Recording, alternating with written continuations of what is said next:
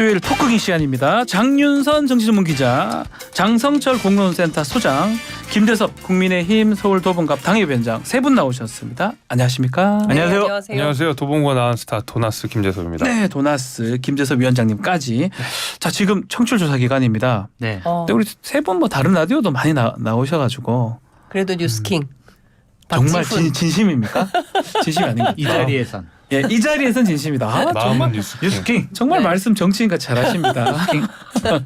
자, 전화 받으면 뭐라고 해야 됩니까? 뉴스킹. 예. 박지훈의 뉴스킹. 아니 박지훈의 근데 솔직히 뉴스킹. 저요 예. 아침에 이렇게 오늘은 안 하셨는데 뉴스 브리핑 해주시잖아요. 네. 그거 저 잘 들어요. 그럼 하루가 정리가 돼요. 쫙. KBS 가셔도 그렇게 말씀하셨다고. 아니 KBS는 저 요즘에 안 가잖아요. 그렇습니까? 예. 너무너무 감사합니다. 01로 혹시 전화 오면 뉴스킹 박지훈입니다. 듣는다고 말씀 부탁드리겠습니다. 뉴스킹. 자, 본격적인 토론 또 이야기 이어가겠습니다. 추미애 전 대표 이야기부터 먼저 해보겠습니다. 자, 추미애 전 대표가 법무부 장관 사태 관련해서 문재인 전 대통령 또 이낙연 전 대표가 좀 배경에 있었다라고 얘기를 하면서 민주당 내 파열음이 커지고 있는데요. 일단 장윤선 기자 좀 알아본 바가 있을까요? 추미애 대표의 이제는 말할 수 있다. 아. 뭐 이런 시리즈가 시작된 거 아닌가라는 예. 생각이 드는데 사실 기자들이 연락을 많이 했었지만 네. 그 대선 이후에 전화 잘 안 받으셨고 음흠. 또 문자도 다 잘 그 소통이 안 되고 그랬었는데 네. 어쨌든 최근에 연일 여러 언론에 출연하시면서 그동안 묵혀두었던 뭐 이런 얘기들을 시작은 여기 뉴스킹에서 그러니까요. 했습니다. 요 자리, 오, 요 자리에 자리에서 앉으셔서 했긴 쭉 했는데. 하셨잖아요. 예. 여기 시작인 것 같아요. 그래서 네. 계속 하고 있는데 여하튼 좀 이런 것 같아요. 그러니까 민주당 지지자들 사이에서는 사실 문재인 정부가 촛불 정부라고 자임을 했고 촛불 혁명으로 시작을 한 정부였고 상당한 개혁을 추진할 거라고 기대하고 믿었었는데 뭐 여러 가지로 뭐 정치 환경이 부족해요. 그래서 지방선거로도 민주당 다수를 겸유하게 만들어줬고 그다음에 또 의회 권력을 바꿔주세요. 그래가지고 또 의회에서도 무려 180석이나. 그런데 실제로 문재인 정부 5년간 개혁이 된 게 뭐가 있냐. 왜 이렇게 개혁 지체 현상이 있었냐. 이제 관련해서 왜 그랬는지 그 개혁의 발목을 잡은 사람이 누구였는지 이거를 내부 폭로 일종의 그 내부 정보를 이렇게 하나 둘씩 공개를 하려고 하는 거 아니냐. 그럼 왜 이러느냐. 왜 이러냐? 어떤 의미입니까? 이제 자기 정치의 시작인 거죠. 아, 네, 자기 자기 정치의 정치다. 예, 시작이라고 볼 수밖에 없을 것 같습니다. 이게 뭐 진실 있겠죠. 이게 뭐 어떻게 검증이 가능한 얘기인지는 또 모르겠어요. 검증이 가능하지 않겠죠. 아, 왜냐하면 문재인 정권 하에서 관계된 분들은 부글부글하지만 내가 입을 여는 것이 우리 민주당에 도움이 안 되니까 나는 좀 가만히 있을게라고 고민정원이 얘기를 하고 네, 맞습니다. 또한 뭐 노영민 전 비서실장도 지금 가만히 있잖아요. 그러니까 사건이 논란이 확대되는 것을 좀 꺼려하는 것 같다라는 좀 생각이 들고 장윤성 기자님 말씀 잘해 주셨듯이 네. 왜 이 시점에서 이런 얘기를 했느냐. 총선입니까? 네, 나 정치할 거야. 나 내년 총선에 나가가지고 배지 다를 거야. 그래서 나 명예회복 할래. 이런 의미가 있는 것 같고요. 예. 또 하나는 나 잘못 없어. 음흠. 윤석열 대통령 당선시킨 1등 공신 추미애 아니야. 추윤 갈등 때문에 당시 윤석열 검찰총장을 키워준 거 아니야? 이런 비판을 많이 받았잖아요. 네. 아니 내 때문이 아니라 내가 계속 있었으면은 윤석열 검찰총장 다 정리할 수 있었는데 대통령께서 기회주의적인 본인은 얘기 안 했다고 했지만 기회주의적인 모습 보이시면서 나를 잘랐다. 내 책임 아니다라는 것. 세 번째는 나 이재명 편이야. 나 이재명 편. 이낙연 전 대표를 저격을 했잖아요. 아니 서울시장 재보궐선거 때문에 나보고 그만두라고 그랬다. 이게 말이 되느냐라고 하면서 이재명 당대표의 편을 든 것이 아니냐. 전 세 가지 이유로 봅니다. 김재섭 위원장한테 같이 있고 생각하고 이유도 좀 들어보고 국민의힘 입장에서는 어떤지 그것도 궁금해요. 그 2년 전에 네. 추나땡이라는 말 생겼잖아요. 그때 그런 얘기가 네, 아주 추미애 많이 나오면 돌았죠. 땡큐. 예. 그게 이제 고전이 돼서 아하. 현대 사회에도 적용이 되는 고전이 돼버렸죠. 추나땡은 여전히 적용되는 명문입니다. 그래서 추미애가 나오면 국민의 입장에서는 국민의힘 입장에서는 땡큐죠. 땡큐다. 왜냐면은 추미애 장관 모든 정치적 행보는 저는 딱 그렇게밖에 안 보여요. 정치 생명 연장의 꿈. 왜냐하면 그 유산균을 드셔야 되는 거 아니에요? 그러니까 뭐 정치 유산균을 이런 식으로 드시는 건데 네.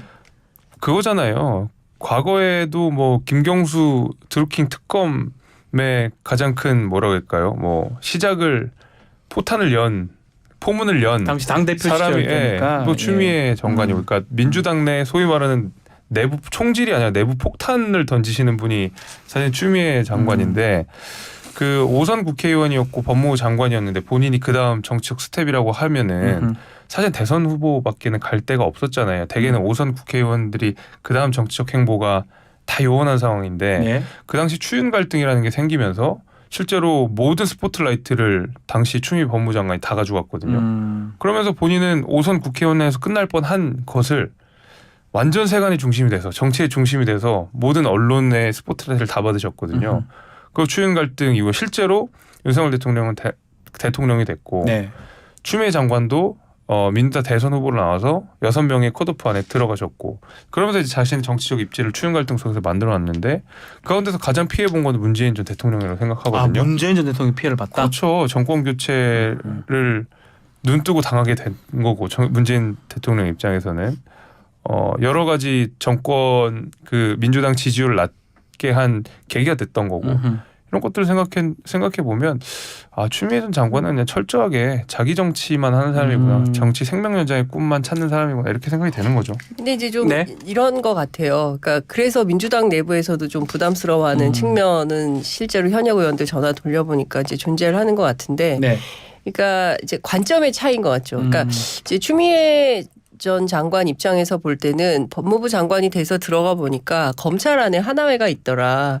이거를 청산해야 된다. 이제 거기에 이제 핵심이 윤석열 대통령이라고 검찰총장이라고 본 거죠. 그래서 네. 이거를 해야 된다고 막중한 임무를 가지고 자기는 막 열심히 하려고 했는데 심지어 대통령도 그 당대표인 이낙연 대표도 안 도와주더라. 그러니까 개혁을 더 성공시키려면 본인을 내 일을 적극적으로 좀 도와서 같이 이렇게 해야 되는데 잘 안 하더라. 왜 그런 거냐. 뭐 그 문제에 대해서는 본인이 또 얘기를 하겠죠. 네. 저도 들은 바 있지만 그거 제가 옮기긴 좀 그렇고. 그런데 이제 그런데 이제 한편에서는 민주당 안에서는 어떤 생각이 있냐면 그러면 정말 검찰 개혁을 제대로 할 요량이었다면 보다 더 정치하고 정교하고 악소리도 못 내게 했어야 됐던 거 아니냐. 그런 면에서는 막 소란스럽긴 했으나 성과가 없는 거 아니냐. 네. 일을 잘 못했다. 이제 이런 평가도 있는 거죠. 그러니까 사실 검찰 개혁이 굉장히 중요한 문재인 정부의 화두였는데 시끄럽긴 되게 시끄러웠지만 결과적으로 된 게 뭐 있냐. 네. 이런 이제 허망함, 허탈함 이런 게 있는 것 같습니다. 자, 한편 이낙연 전 대표 지금 오늘인가요? 노무현 전 대표 전 대통령 모욕에 참배를 간다고 하는데 자, 또 문재인 전 대통령 만나는 것도 지금 일정을 잡고 있다고 하는데 이낙연 전 대표 행보는 어떤 식으로 해석을 해야 됩니까? 할 일이 없어서 예? 할 일이 없어가지고 해야 될 일을 그냥 원론적으로 하는 것처럼 보인다라고 예. 말씀을 드려요. 2박 3일 정도 호남 지역에서 이렇게 민심 탐방하셨다고 했습니다, 하잖아요. 그거는. 네. 그렇게 분위기가 썩 그렇게 호의적이진 않았던 것 같아요. 그리고 이낙연 대표한테 제가 처음 얘기했던 게 뭐냐면 반윤의 선봉장이 되어야 한다. 반명의 선봉장이 되면 상당히 본인의 정치적 입자가 축소될 가능성이 있고 네. 상당히 당으로부터 공격받을 가능성이 높다. 반윤의 선봉장이 되라라고 했는데 제 얘기를 안 듣고 이재명 당대표 민주당 하면서 좀 저격을 하고 공격을 했어요. 반이해서 목장이 네. 그래가지고 조금 좀 민주당 내로부터 다른 얘기들이 나와서 참 곤란할 것 같아요. 할 일이 없을 것 같아요. 별로. 할 일이 앞으로. 없을 것이다. 대권 주자 행보 아니냐 이런 말도 나오고 있거든요. 어떻습니까, 김재세 위원장님? 대권 주자 행보죠. 전형적인 대권 주자 행보고 아니 이미 귀국 당시에 냈었던 메시지가 대권 뭐 출정식 같았다고 하잖아요. 예. 그리고 나서 본인이 굉장히 오랜만에 언론의 스포트라이트를 받고 있습니다. 그리고 그 스포트라이트는 이재명 대표를 안 만날수록 더더욱 많이 줄 겁니다. 왜 이재명 대표 안 만나나부터 시작 언론의 온갖 추측성 기사들이 다 나오게 될 거고 네. 이낙연 대표의 메시지 하나, 말 하나, 행동 하나 가는 곳마다 다 해석이 붙을 거고요. 하다못해 넥타이 색깔까지도 해석이 붙잖아요. 그렇죠. 붙었죠, 이번에. 그러니까 그거는 철저하게 이재명 대표를 안 만났을 때만 해석이 부여가 되는 거예요. 이재명 대표를 만나면 빨간색 넥타이를 매든 파란색 넥타이를 매든 아무도 해석 안 해요. 네. 근데 계속 이낙연이 이재명 대표와 약간의 각을 세우는 방식으로 있어야지만이 이낙연 대표한테 스포트라이트를 간다는 점을 생각해 보면 장 소장님 말씀하신 대로 하는 일이 없더라도 정말 내일 할 일이 아무것도 없더라도 이재명 대표는 안 만난다. 이건 정해놓은 것 같아요. 자, 그렇다면 뭔가 갈등 요소는 계속 있을 것 같은데요. 이상민 의원이 유쾌한 결별도 각오하겠다 이런 얘기하는 거 봤을 때 뭐 이낙연 중심의 신당이라든지 분당이라든지 이런 것도 가능할까요? 제가 보기에는 불가능할 것 같아요. 불가능한 얘기입니까? 그리고 이상민 의원이 이제 선수는 높으신데 네. 당내의 주류가 아니에요. 너무 비주류죠. 예. 예, 그리고 이제 주로 혼자서 이제 뭐 하시기 때문에 그 이상민 의원이 무슨 얘기를 해도 당에 그렇게 죄송합니다 이상민 의원님한테 아니요 뭐 그거는. 전화 와요. 전화 올 것 같아요. 모니터링 많이 하시더라고요. 네. 예. 그 섭섭하다고 하실 텐데 여하튼 그래도 뭐 기자니까 말을 해야죠. 별로 동의하지 않아요. 그러니까 그리고 민주당 의원들 다수 의원들의 생각은 어떤 거냐면 여러 가지로 윤석열 정부에서 다양한 방식의 그 정치 퇴행, 역사적 퇴행이 벌어지고 있다. 이걸 막으려면 내년 총선에서 어떻게든 민주당이 다수 의석을 네. 차지해야 된다. 한 석이라도 많아야 된다. 이제 이런 얘기를 하고 있어요. 그러려면 분열은 죽음이다.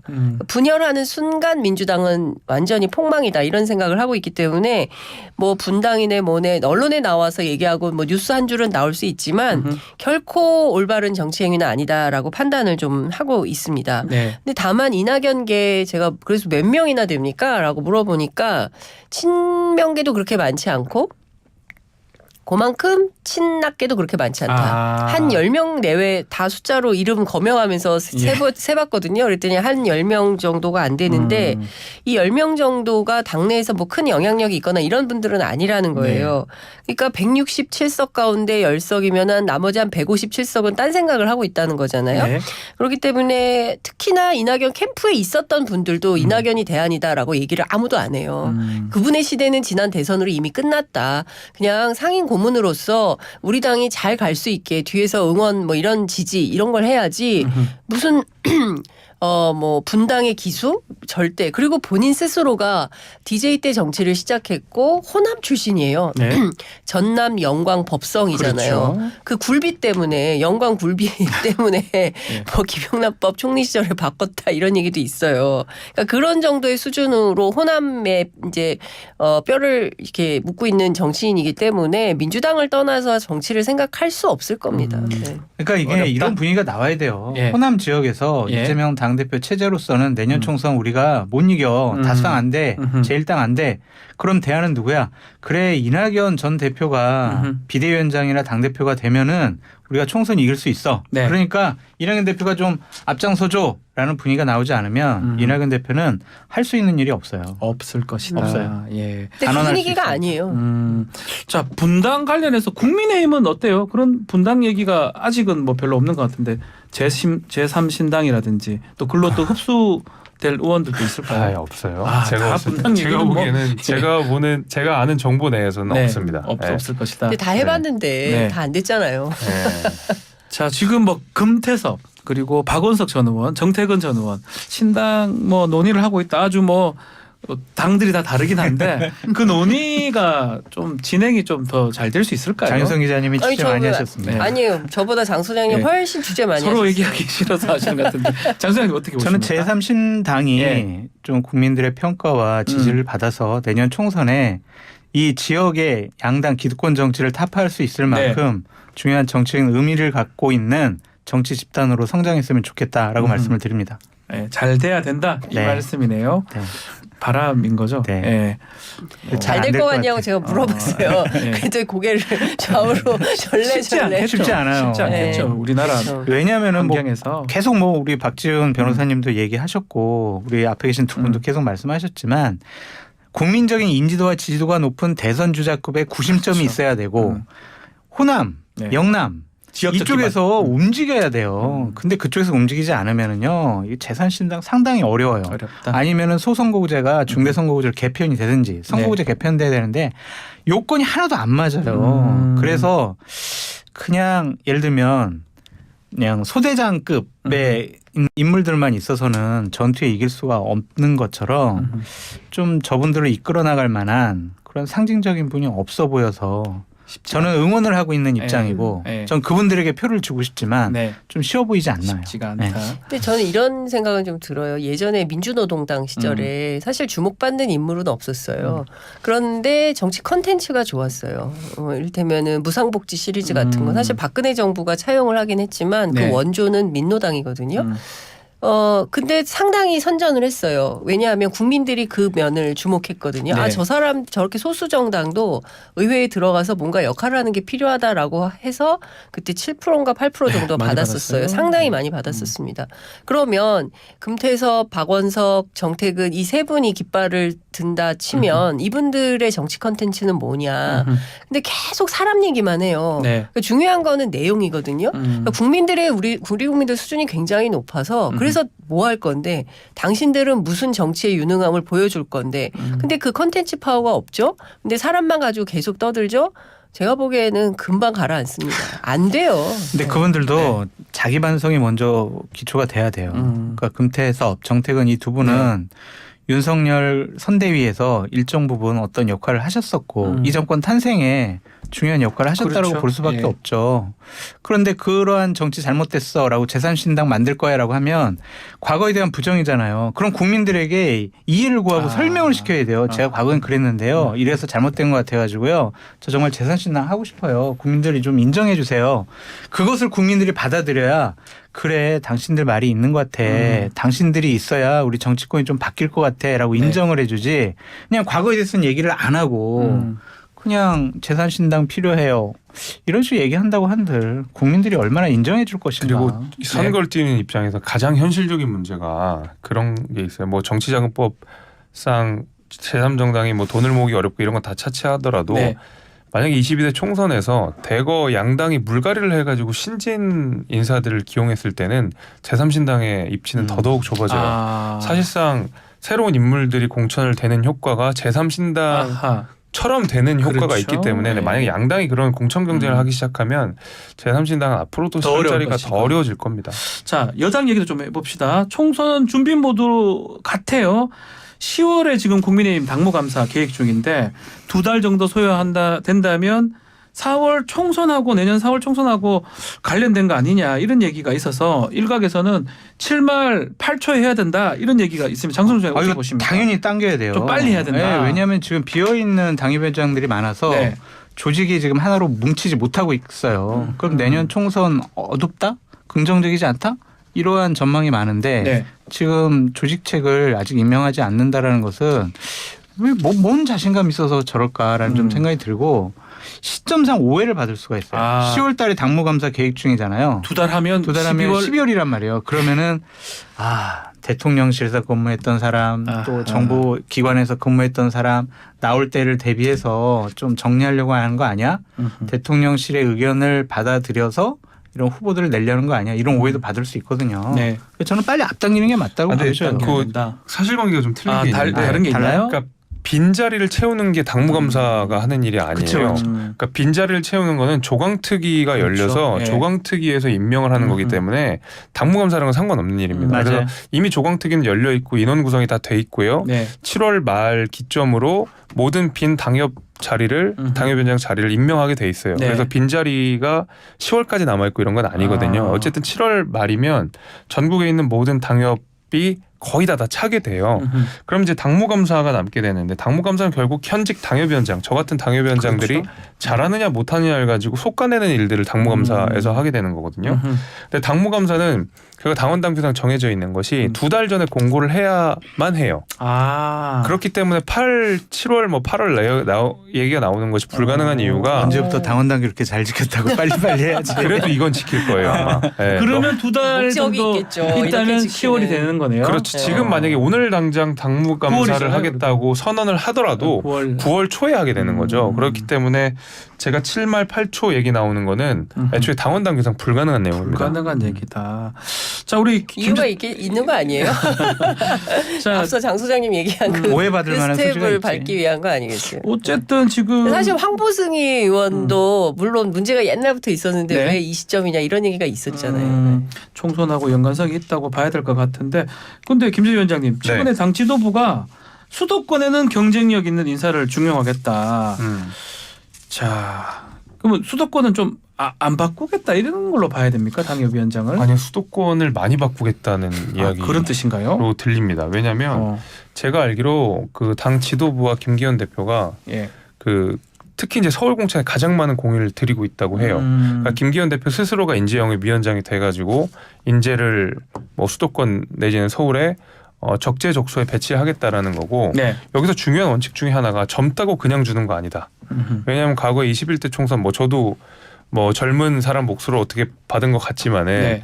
앞으로는 그런 거 없다는 거예요. 어허. 젊다 하더라도 경쟁력이 없으면 젊다는 이유만으로는 주지 않는다. 청년이라는 이유만으로는 주지 않는다.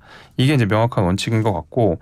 근데 최근에 그제 월요일이었죠. 월요일 날 네. 나왔던 기사 하나를 이제 소개를 해드리면 총선 구도와 관련된 첫 기사였습니다. 그러니까 그 전까지는 인물 얘기가 계속 나왔잖아요. 누가 나오네, 누가 어디에 나오네 이런 내용들이 주로 나왔다가 월요일 문화일보 기사에 보면 그 총선의 구도와 관련된 첫 기사가 나오게 되는데 네. 그게 제가 하필 포함되어 있는 동북부입니다. 동북부 서울의 네, 동북부. 네. 그러니까 예. 제가 있는 도봉부터 시작해서 노원, 노원. 강북, 중랑, 뭐 성북 네. 이렇게 여기에 대한 기사인데 여기에 그 출마하려고 예상되어 있는 사람들이 예. 대개는 30대 40대더라고요. 젊은 분들. 국민의힘에서는. 국민의힘. 네. 반면에 이제 민주당 같은 경우에는 다 운동권 음흠. 50부터 70 사이 네. 이렇게 해서 젊은 국민의힘에 그러니까 지역 연고가 있고 음흠. 어떤 인지도가 좀 있고 그다음에 나이가 젊은 이 선수들이 동북부에 포진이 되어 있고 그다음에 민주당에서 겨루는 분들은 운동권 출신의 정치를 오래 하신 분들 현역들 위주로. 현역들이 예. 이런 구도가 돼 있는데 아마 이런 구도가 저는 앞으로 있을 총선의 어떤 샘플 같은 거일 것 같아요. 국민의힘에서는 좀 젊고 참신하고 그렇다고 해서 젊다고 해서 당 경험이 없지 않은 사람들 이런 사람들과 그다음에 민주당에서는 소위 말하는 586 세력들 이 구도로 아마 끌고 갈 가능성이 높지 않을까 이렇게 봅니다. 동북 근데 동북 같은 경우는 사실은 국민의힘이 쉽지 않은 좀 지역이잖아요. 제가 알기로 MB 때 맞아요. 그때쯤에 한번 많이 좀 된 네, 거 네. 빼고는 쉽지 않았던 걸로 기억하는데요. 네. 어려워서 예. 참 인재 영입하기도 힘들 거고 음흠. 우리 김재섭 위원장도 많이 어렵고 힘들 것 같은데 네. 뉴스킥 나와서 많이 이름 알려가지고 내년에 꼭 좋은 성과 이뤄내기 바랍니다. 자, 그리고 또 우리 이번 개각으로 권영세 전 장관 복귀는 합니다. 앞으로 추경호 장관이라든지 박진, 원희룡 장관 이 사람들도 여의도도 돌아올까요? 그러겠죠. 그만두고? 근데 아마도 근데 그 국민의힘 예. 주변 여의도 얘기를 좀 종합을 해보면 최대한 늦게 나가라고 했다는 거예요. 아, 그래서 너무 늦게 12월. 나가면 안 되지 않나요? 근데 본인들은 빨리 나가고 싶겠죠. 사실은 예. 박진 장관이 5월 달인가 이제 예. 한미일 정상회담 끝나면 나 나가고 싶다. 예. 뭐 이런 얘기를 했다는 거예요. 네. 그런데 뭐 흘러다니는 얘기로는 이제 그럼 나가면 이제 종로 가거나 뭐 강남 또 네. 달라는 건데 그건 좀 어렵지 않겠냐. 종로도 어렵고 강남을 어떻게 또 주냐면 이제 이런 얘기들이 나오고 그럼 어디로 갈 건데 없다는 거예요. 아. 그래서 좀 지켜봅시다. 뭐 이런 분위기가 됐다는 거고 뭐 추경호 장관도 당연히 나가서 국회의원 하고 싶겠죠. 달성군 쪽이죠. 그럼요. 대구 나가면 달성. 당선인데. 예. 예. 그래서 근데 이제 최대한 늦춰서 해보자라는 입장인 것 같고 여전히 이제 인사청문회를 하면 또 할 사람도 마땅히 없고 네. 그리고 또 대통령 지지율에도 영향을 미칠 수 있고 뭐 이러기 때문에 최대한 늦춘다는 얘기가 있어요. 근데 그래도 원희룡 장관 같은 경우에는 9월 그 국감 정기국회 끝나면 나갈 거다 이런 얘기는 있더라고요. 언제쯤 나가야 됩니까? 시점 우리 두 가지로 예측할 예. 수가 있어요. 그래서 추석 전후 네. 한 번 있을 수 있을 것 같고 공직자들 사퇴 시한이 내년도 1월 11일이거든요. 120일인가요? 네, 90일인가요? 90일. 예. 그러니까 1월 11일 전에만 나오면 돼서 장 기자님 말씀하신 것처럼 최대한 늦게 나가라. 그때 나가가 됩니까? 예를 들면은 지역구 뭐 추경호 달성되지 의원이냐 뭐 않을까. 늦게 나가도 아, 되고 예. 박진원 의원도 만약 강남 받는다면 예. 늦게 나가도 되는데 예. 원희룡 장관 같은 분은 지역구를 새롭게 아. 선택을 해야 되잖아요. 예. 이런 분들은 늦게 나가면 어렵겠죠. 안 된다. 그래서 저는 투스텝으로 하지 않을까? 음. 조금 지역구 관리가 필요한 분들은 좀 추석 추석 전으로 나가고 좀 그래도 여유 있는 분들은 내년 1월 11일 전에 급박해서 나오고. 어허. 그렇게 되겠죠. 자, 지금 계속 얘기가 결국 그 시간쯤에 윤심 후보들이 많이 나오지 않을까? 국민의힘 안에서 어떤 얘기가 나옵니까? 그러니까 윤심 후보 자체가 문제가 있는 건 아니고 예. 그러니까 예를 들면 아까 말씀드린 지역에서 잘 평판 관리를 잘 해오고 지역 관리를 잘 해왔던 당협위원장들이 예를 들면 윤심이라는 이유만으로 제3 후보가 들어와서 자리를 뺏게 되면 총선에 영향을 주겠죠. 악영향을. 총선에 나쁘게 미칠 예. 것이다. 근데 예를 들면 우리 당 내에서도 경쟁력이 없는 후보가 있을 수 있고 그다음에 이런 친윤 후보라도 경쟁력이 있어서 그쪽에 가면 당선이 된다.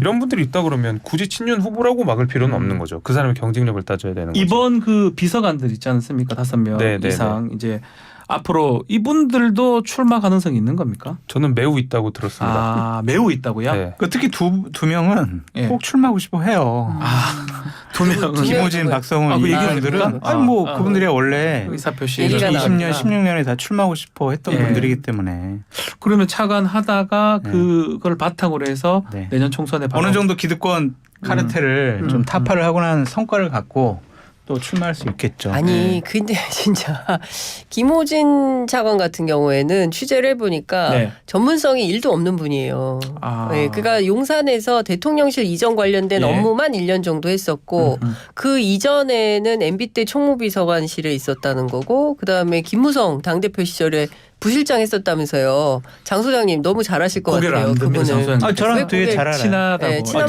잘 알죠, 친하. 네. 그러니까 동료예요. 네, 저랑- 직장 동료. 저랑 친하다고 맞잖아요. 하면 그분한테 좀 해가 될 텐데 그냥 옛날에 알고 알고 지냈던 지냈던 정도. 옛날에 알던 네. 사람. 친분 있는. 근데 여하튼 근데 이런 분이 가면 이제 중요한 거는 국토정책, 도로정책, 뭐 주택정책, 그다음에 도시재생정책 이런 것들을 주로 1차관실에서 한다는 거예요. 그럼 이 분야에 전문성이 없는 분이 갔어요. 그리고 좀 있다가 또 출마한다고 나가요. 가을에 역전세 대란 100% 난다는 거거든요. 그러면 이거 누가 막냐. 원희룡 장관도 추석 때 나가면 국토부가 붕 뜰 수 있다. 아하. 국정이다 이런 얘기가 벌써부터 나옵니다. 근데 김호진 차관에 대해서는 제가 좀 설명을 드리면 한겨레 신문 기자 출신이었고 그다음에 저처럼 국회 보좌진 생활을 네. 했고 그다음에 MB 때 청와대에도 있었고 그다음에 여의도 연구원에서 부원장, 부실장, 전문위원 이런 역할도 좀 했었고요. 뭐 캠프에서도 여러 가지 경험을 했었고 그래서 다양한 경험을 했어요. 네. 그렇기 때문에 전문성이 없다라는 것만 갖고 당신은 자격이 없어라고 공격하는 것은 좀 무리가 있어 보이고. 아니 국토부를 아니, 얘기하는 그러니까요. 대통령실에서는 얼마든지 계셔도 되죠. 네, 아니 그 국회에 있을 때 국토 상임위를 해봤기 때문에 너무 전문성이 없다라고 공격하는 것도 좀 무리가 있어 보이고 어쨌든 다양한 경험이 있고 연륜이 있으니까 잘 해내주길 바랍니다. 알겠습니다. 장 소장님 우리 인간적으로 저도 국회 출입 오래 했던 기자고 장 소장님도 국회 네. 그 비서 오래 하셨는데 상임위 보좌진 했다고 전문성이 있다고 볼 수 있어요? 아니 전문성이 있다고 저는 얘기하지 않았고 다양한 경험을 했다고 경험을 많이 말씀을 했다. 이렇게 드렸잖아요. 정리를 하겠습니다. 그래서 너무 문외한은 아니다. 네. 그렇게 말씀. 자, 이준석 전 대표하고 최경환 전 부총리 만났던데 그 얘기는 광고 좀 듣고 와서 네. 좀 내막을 좀 듣고 싶어요. 왜 만났는지 많은 분들이 궁금해하니까 그 얘기는 광고 듣고 와서 이야기 나누겠습니다. 광고 듣고 올게요. 네, 토크킹 함께하고 있습니다. 장윤선, 김재섭, 장성철 소장 같이 하고 있습니다. 자, 3부 마지막에 이준석 전 대표 또 최경환 전 장관 만나는 얘기를 좀 했는데 그 자리에 뭐 김용태 전 최고위원이라든지 이기인 네. 뭐 그런 분들이 있었는데 왜 만났습니까? 혹시 아는 얘기 있습니까? 제가 취재를 했죠 그 부분은. 혹시 부르지 안 불렀어요? 부르진 않았어요. 네. 저는. 네, 근데 사진을 보니까 다 아는 선수들이어가지고 예, 다 아는. 그 진위를 파악하기 위해 전화를 네. 좀 했는데 그렇게 된 거더라고요. 계신 그분 4분 중에 한 분이 네. 본인의 SNS 계정에 사진을 올렸더라고요. 근데 그게 이제 친구 관계로 올렸는데 네. 그거를 모 커뮤니티에서 사진을 가져간 거예요. 그 모 커뮤니티 사진을 가져가니까 그 커뮤니티를 들여다보던 기자 한 분이 기사를 쓰신 거죠. 기사를 쓰면서 이제 추가 취재가 들어가면서 그 안에 있던 4분 중 누군가에게 전화를 했는데 이게 다 같이 잘해보자라는 의미로 연합이라는 표현을 쓴 거예요. 비윤 연합. 근데 비유는 나중에 갖다 붙인 그건 거고, 갖다 붙인 거고. 갖다 붙인 거고. 예. 그러니까 연합이라는 표현을 그분이 쓰신 거예요. 사실 그냥 의뢰하는 말 있잖아요. 그냥 같이 잘 해보자. 젊은 사람들이 잘 해야 된다. 네. 으쌰으쌰 해보자. 이 정도의 말을 전했는데 그분이 기자한테 말을 전할 때 연합이라는 표현을 쓰면서 연합군? 근데 이준석과 최경환? 이거는 비윤? 이렇게 해서 비윤 연합군이 된. 그러니까 맨날 저희가 그 우스갯소리 그런 거 있잖아요. 로댕으로 썼는데 옆에서 오뎅으로 베끼고 네. 오뎅을 베꼈는데 어묵으로 베끼는. 네. 그래서 결국 이제 로댕이 어묵이 된 그런 상황이에요. 어디 제가 들은 네. 거랑 좀 달라요. 달라요? 저는 어떻게 직접 취재를 했습니까? 당사자한테. 네. 저는 당사자하고 같이 실무를 하는 아, 사람한테 들었는데 누군지 알 것 같아요. 야, 근데 사실 그러니까 최경환 부총리한테 연락이 와서 네. 서울 가는데 밥 한 번 먹자. 뭐 친한 사람들 있으면 같이 만나자라고 해서 연락이 왔고 단순하게 밥을 먹으러 갔는데 뭐 사진을 찍자고 해서 사진을 찍었는데 풀은 최경환 부총리 쪽에서 한 거다. 풀한 것이다. 자기들이 풀하지 않았다라고 네. 이제 얘기를 하고 있습니다. 그리고 왜 그랬냐? 뭐 어쨌든 본인 선거용 아니겠냐? 이게 경산에 젊은 사람들 많이 사니까 이제 개혁 보수를 좀 어필하기 위한 거 아니냐? 이런 얘기를 하더라고요. 이걸 보수 연합 예? 제가 사실관계를 좀 바로 잡고 아유, 예, 그 알겠습니다. 실제로 사진을 올렸다는 분이랑 제가 통화를 했기 때문에 아. 이건 아마 맞지 않을 거고 제가 알기로도 오히려 최경환 부총리가 이준석 대표랑 만난 사진이 공개돼서 오히려 좋을 게 없는 상황이라고 제가 알고 있습니다. 이준석 대표가 아니 최경환 부총리 오히려 부총리 네. 입장에서 네. 자, 장 소장님 이게 이제 보수 연합군 성격을 뭐 이름은 뭐 하여튼 붙이기 나름인데 안철수 의원은 뭐 상식적이다 이렇게 얘기했는데 유승민 전 의원은 이건 안 된다. 탄핵이 좀 돌아가는 거 아니냐 이렇게 평가를 했습니다. 이게 안철수한테는 유리하고 유승민한테 불리하다 이렇게 봐야 됩니까? 어떻게 봐야 됩니까? 유승민 전 의원과는 과거에 네. 좀 악연이 있어요. 최경환 네. 아 친박이 뭐 권력 다툼, 예. 주도권 싸움, 그리고 최경환 전 대표 같은 경우에 원내대표 하셨었기 때문에 부총리 같은 경우에는 친박의 핵심 실세였잖아요. 유승민 대표는 친박들을 공격하는 입장이었고 그러니까 좀 감정이 안 좋은 부분이 있는 것 같고 네. 안철수 의원은 이게 상식적이다 그러는 게 뭐냐면 나도 품어줘. 그런 나도 의미입니까? 품어주고 나도 분담갑에다 공천 줘. 그러면 우리 다 함께 해야 돼. 네. 그런 정치적 의미가 있어 보이는데 이 최경환 전 대표가 이런 자칫 잘못하면은요. 여당 분열의 하나의 발화점이 될 수 있다라고 저는 평가를 해보고 싶어요. 이분은 현실적인 힘을 갖고 있거든요. 예. 무슨 말이냐면 경산에 무소속으로 출마를 하면 최경환 전 대표는 당선될 가능성이 높아요. 될 수 있다. 그쪽에서 사선을 했잖아요. 예. 그러고 만약 당선되면 5선이란 말이에요. 예. 정치적인 무게감과 중량감이 확 높아진단 말이에요. 박근혜 대통령의 핵심 측근이기도 하고. 근데 우병우나 아니면은 누구지?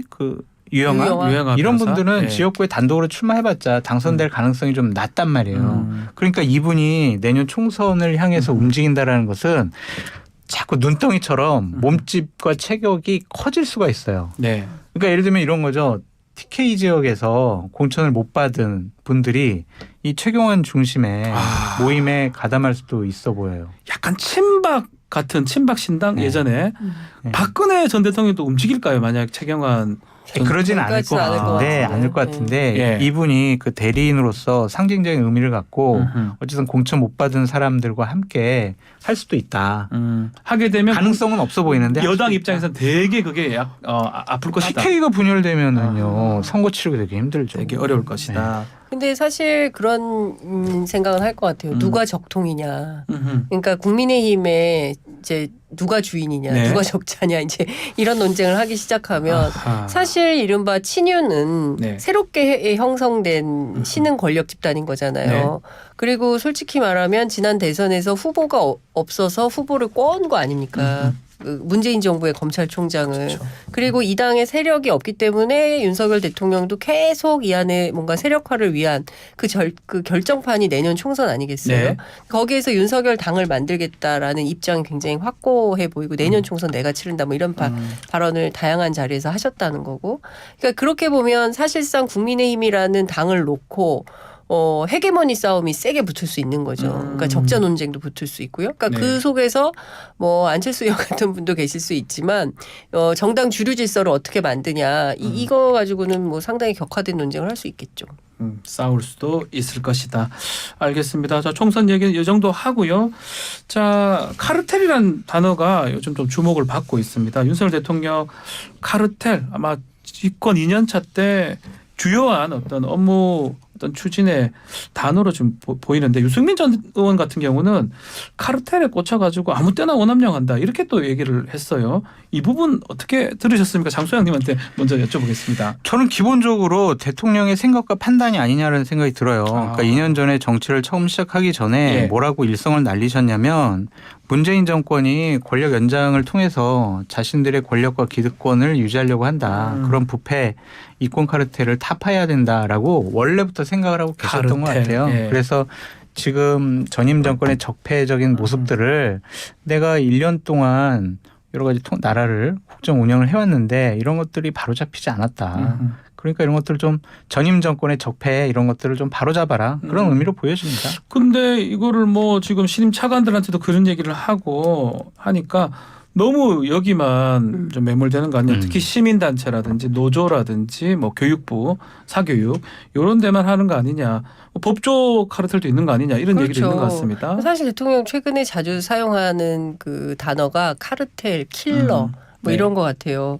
어제 보니까 기업인들의 투자 결정을 저해하는 결정적인 규제, 즉 킬러 규제를 네. 팍팍 그냥 걷어내면 안 됩니다. 네. 팍팍 걷어내라 이렇게 얘기를 했다는 킬러 거예요. 문항 킬러. 그러니까 이거를 그대로 또 네. 옮겼어요 대변인이. 그러니까 뭐 팍팍 걷어내라 이 좀 하여튼 언어가 좀 그렇긴 한데. 네.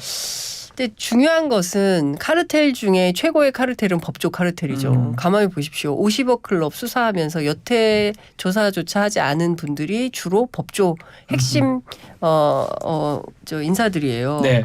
뭐 박영수 특검 어쨌든 뭐 구속영장 기각됐죠. 김순환 검찰총장, 최재경 민정수석 저는 그 어젠가 보니까 서면 조사한다는 거예요. 이제 네. 와서 이게 맞냐? 그러니까 저는 이런 겁니다. 국민들로부터 공정과 상식라고 주창을 했던 윤석열 대통령이 진정한 카르텔을 깨겠어요라고 하면. 법조 안에 있는 이권 카르텔부터 깨야 된다. 네. 그렇지 않습니까? 판사하다 검사하다 다 대형 로펌에 가서 수백억씩 돈 받고 그리고 기득권을 유지하고 이거 모르는 국민들이 없잖아요. 대통령으로서 내가 이것부터 깨겠다라고 선언을 하면 되는데 그게 아니라 뭐 무슨 사교육 그다음에 노조 특히 노동조합 같은 경우에는 그 비교가 됩니까? 저는 이런 방식으로 하는 거니까 약자 때려잡는 거 아니냐. 다 수사로 이렇게 아주 경직된 분위기를 만들고 결국 대통령이 원하는 바가 뭐냐 이런 비판이 안 나올 수가 없는 거죠. 네. 저는 그렇게 생각합니다. 이게 뭐 과거에 실제로 카르텔이라고 부를 만한 뭐 인적 집단이 있는 것인지 아니면은 부정부패 요소가 있는 것인지 이제 그거를 카르텔이라고 하는 구체적이고 실질적인 대상으로서 정의를 해가지고 문제를 부각시키는 것까지는 그럴 수 있는데 네. 카르텔을 정의하기 위해서는 반드시 그 이후에 이 카르텔을 없애야 되는 제도적 방안이 같이 제시돼야 되거든요. 안 그러면 저 사람 카르텔이야 아니면 저 사람 나쁜 사람이야라고만 정해놓으면 반감 이상으로는 진척이 안 돼요. 네. 그러니까 정부를 이끌어야 되는 입장에서 여당 입장에서 카르텔을 정의하는 것까지는 그럴 수 있겠습니다만 그럼 그 카르텔을 없애기 위해서 우리는 뭘 해야 되느냐. 네. 이 논의가 부족한 게 사실은 저는 좀 불만입니다. 논의가 같이 돼야 된다. 그럼요. 자, 통일부 역할 변화도 직접 주문을 대통령이 했습니다. 대북지원부 같은 역할 하지 말라라고 지금 했는데 또 그런 얘기 하니까 문재인 전 대통령은 냉전적 사고방식에서 못 벗어난 사람이 있다 이렇게 또 얘기를 했어요. 전임 대통령은 안 나서 주셨으면 좋지 않았을까라는 좀 생각이 네. 들고 저는 문재인 정권 하에서의 대북 정책은 분명히 잘못됐다고 생각하는 사람이거든요. 허울 좋은 비핵화에 얽매여 가지고 북한의 핵미사일 그리고 여러 가지 미사일이 고도화됐다라고 볼 수밖에 없어요. 네. 시간을 벌어줬다. 남북 정상회담 한 곳 빼놓고는 뭐가 있어요. 평화가 정착됐다고요? 그냥 미사일 고도화되고 저쪽은 군비 증강을 해왔는데 그게 무슨 평화라고 볼 수가 있느냐라는 좀 생각이 들어서 통일부가 북한과의 고려 협력, 대화, 타협 이런 것보다는 새로운 역할을 좀 찾는 것은 좀 필요한 부분이 필요한 있다라고 부분이다. 좀 말씀드리고 싶어요. 근데 이런 것들이 좀 인수위 과정 중에서 네. 우리 통일부를 좀 이렇게 아하. 바꾸겠습니다라고 미리미리 계획을 세워서 국민들에게 좀 설명을 해 주셨으면 좋았을 텐데 갑자기 장관 바꾸면서 또 유튜브 활동을 되게 극단적으로 열심히 하던 그런 분을 데려다 놓고 이렇게 다시 차후적으로 사후적으로 역할론에 대해서 새롭게 주문을 하시니까 좀 비판의 목소리도 나오는 것 같습니다. 아니 근데요 이게요 대한민국 헌법 제4조에 대한민국은 통일을 지향하며 자유민주적 기본 질서에 입각한 평화적 통일 정책을 수립하고 이를 추진한다 이렇게 되어 네. 있고요. 정부조직법 제31조를 보면 통일부 장관은 통일 및 남북 대화, 교류, 협력에 관한 정책의 수립, 통일 교육 그밖에 통일에 관한 사무를 관장한다라고 규정이 되어 있습니다. 네. 그 법을 바꿔야 돼요. 헌법도 바꿔야 되고. 정부조직법이 그러면 위배라 이 그렇죠. 법 말씀입니까? 위반인 거예요. 그러면 보십시오. 뭐라고 얘기를 하냐면 대통령실 핵심 관계자가 우리가 지향하는 통일은 북한 인민들이 배고픔과 굶주림, 반인권 상태에서 벗어나 남북한 주민들이 잘 살게 하는 것이 목표다. 이제 북한 인권을 강조하는 거거든요. 그러면 통일부가 아니라 북한 인권부로 바꿔야 되는 거예요. 자, 그러면 이게 안 맞는 거죠. 이를테면은 통일부가 만들어진 게 박정희 정권 시절에 1969년에 국토통일원으로 예. 출발을 해가지고 쭉 온 거예요. 그리고 이게 진보정부건 보수정부건 그리고 특히 이 노태우 정권이 87년 6.25 이후에 노태우 정권이 들어선 다음에 북방 외교를 세게 네. 했어요. 그러면서 그때 한중 수교도 한 거고요. 여러 가지 남북한 기본 합의서도 만들고 다양한 통일을 향한 그 비전, 평화 통일을 위한 비전과 노력을 사실 이것은 박정희 정부 시절부터 시작된 거예요. 그런데 이것을 갑자기 바꾸는데 최소한 숙의 과정, 그다음에 국민적 합의 과정, 공론 과정, 공론센터, 공론 과정 이런 게 하나도 없었던 거 아닙니까? 네. 그러니까 저는 국민과 함께 모든 거를 같이 가야 되는데 윤석열 정부는 나는 이렇게 할 거야. 따라와. 이렇게 하고 있으니까 엇박자가 계속 나는 거죠.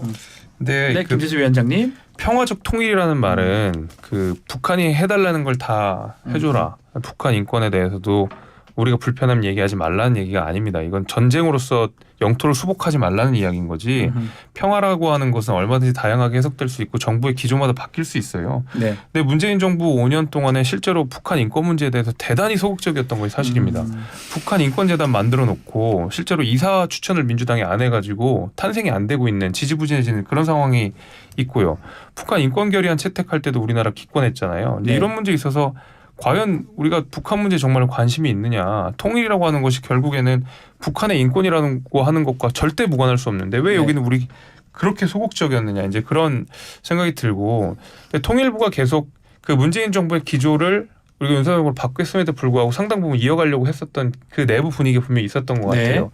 근데 앞서서 말씀드렸지만 국민들의 공감이 필요하다고 하는데 그 국민들의 공감 중에 가장 으뜸인 것은 결국 투표거든요. 그러니까 정부가 바뀌면 공무원들은 응당 바뀐 정부의 정책 기조에 따라가야 될 의무가 있는 거예요. 만약에 전 정부 정책이 좋다고 전 정부의 정책을 고수하면 공무원들이 그 자체로 공무원 중립 위반, 정치적 중립 위반입니다. 그래서 네. 윤석열 정부가 적어도 북한 인권 문제와 통일 문제에 있어서 전 정부와 다른 정치적 행보를 보인다 그러면 공무원들 역시 여기 수반해서 따라가야 될 필요가 있다라는 거죠. 근데 저는 예. 동의해요. 정리해 주세요. 우리가 이제 그 세계 신민의 관점에서 볼 때 북한의 인권 매우 취약하죠. 특히 이제 95년 그 이른바 기근, 대기근에 100만 명이 네. 아사했다는 거잖아요. 근데 최근에 고난의 행군이라고 그러죠. 고난의 행군이라고 했죠. 그리고 최근에 코로나 이후에도 또 사람들이 많이 그 굶고 있다라는 얘기가 나오고 이거 아프리카 기근은 우리가 맨날 텔레비전 홍보를 통해서 한 달에 2만 원씩 뭐 후원금도 모금하고 하지만 북한에 대해서는 우리가 그런 게 없어요. 그게 있고 그다음에 저는 더 심각한 건 최근에 그림자 아이 문제 너무 기가 막힌 이게 정말 경제대국 11대 경제국에서 있을 유령 수 아이. 있는 예. 얘기인가.